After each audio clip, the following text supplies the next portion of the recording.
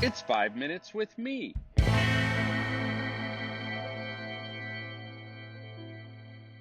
Hey, friends, welcome to the new season of 5 Minutes with Marko.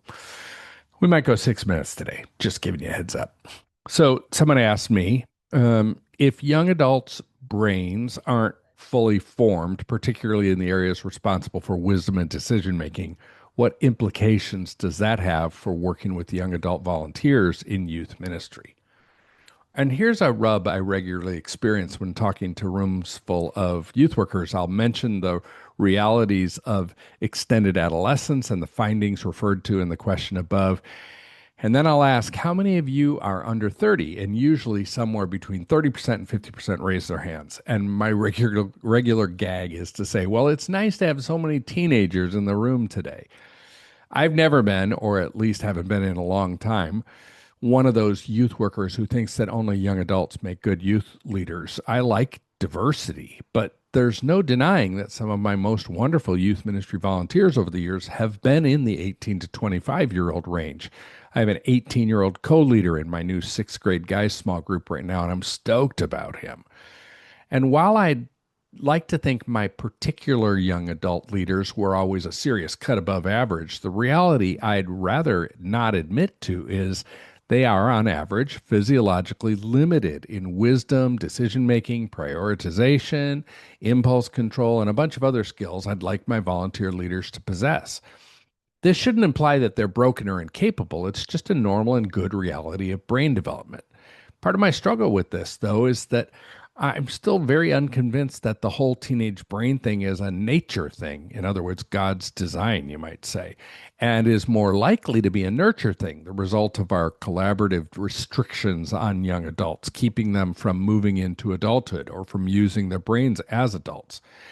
And as I'm buying into the notion that young adults and even teenagers, particularly older teenagers, are fully capable, whether behavioral indicators show this or not, they're capable of being adult. So I'm forced to wrestle with a few things. One, extended adolescence is not the fault of young adults.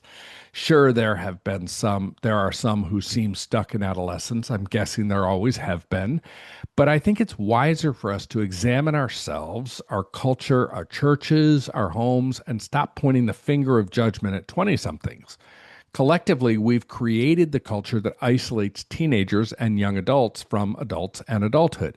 We've created extended adolescence. They're merely living into our expectations. You're not yet an adult. Second, it seems possible for some post high schoolers and young 20 somethings to fully step into adulthood, in some cases very quickly, to reverse the extended adolescent trend or at least sidestep it. I'm not talking about those outliers who naturally move into adult early by today's norms and would have in any culture, in any era. I'm talking about an average 18 to 21-year-old newly leaning into the capabilities they already possess. What is required? In short, meaningful responsibility and expectation.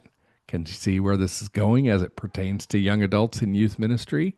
Third, but don't even start comparing your experience of as a young adult in youth ministry in 1992 to that of young adults today. Not the same thing, and you're probably being revisionist in your memory anyhow. A church brought me in a couple of years ago to help them think about their young adult ministry. They knew things weren't going well, but it was way bleaker than I expected, or I think than they had realized. In a church of a few thousand, there were maybe 25 or so actively engaged 20 somethings. About a dozen of them attended a super lame class on Sunday mornings that felt like death by crockpot. And another dozen or so found their primary connection to the church as volunteers in the middle school ministry. Of course, here's the tension.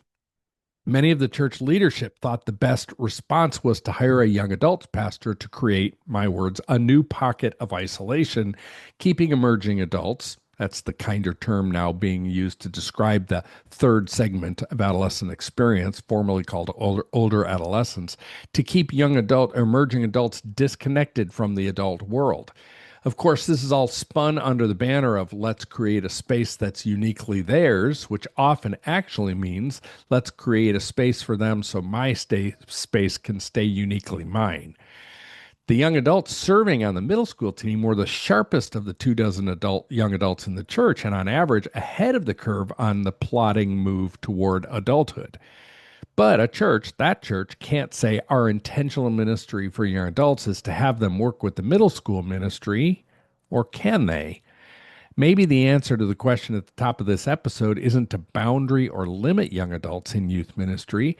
Maybe we need to take the counterintuitive step of giving them more responsibility. Or just giving them the responsibility would give any adult without a bunch of coddling and hand holding.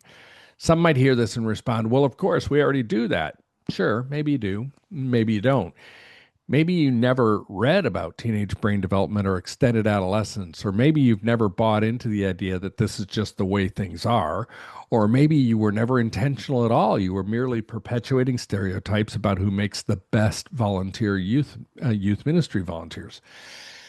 But I'm thinking that meaningful responsibility, spending time with adults on an diverse ministry team, all covered under the watchful layer of intentionality and a leaning toward developing adults, volunteers of all sorts, well, that just might be the best young adult ministry possible.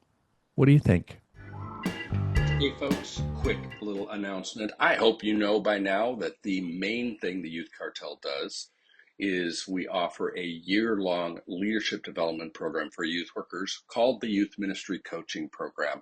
I really believe it's a best-in-class coaching program. We've had 800 people go through it over the last 15 years, and I just see regularly in front of my very eyes, see people's lives and ministries transformed. So check out theyouthcartel.com and go to the coaching tab.